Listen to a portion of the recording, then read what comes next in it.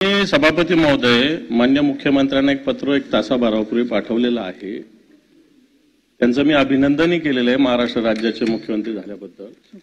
परंतु बेळगाव आणि कारवारमध्ये जे मागच्या 2-3 दिवसापासून ज्या घटना चालू आहे हे जर बघितलं, तिथं मराठी आता आपल्या राज्याला मराठी भाषेला अभिजात भाषेचा दर्जा दिला.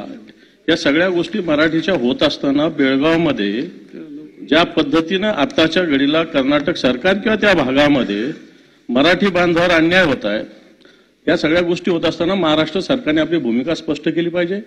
मी तर म्हणेल या बेळगावला केंद्र शासित प्रदेश केला पाहिजे. अशा प्रकारची भूमिका जर राज्य सरकारने घेतली तर आम्ही या भूमिकेला पाठिंबा देऊ. परंतु आताच्या घडीला ज्या पद्धतीनं बेळगावमध्ये मराठी भाषिकावर अन्याय, अत्याचार, मुस्करदाबी होत आहेत, मात्र त्याच्याविषयी शासनानं भूमिका स्पष्ट केली पाहिजे आणि बेळगाव हा केंद्र शासित प्रदेश झाला पाहिजे. अशा प्रकारचा प्रस्ताव केंद्राला पाठवला पाहिजे. अशा प्रकारची आपल्या माध्यमातून मी सरकारला विनंती करतोय. सन्माननीय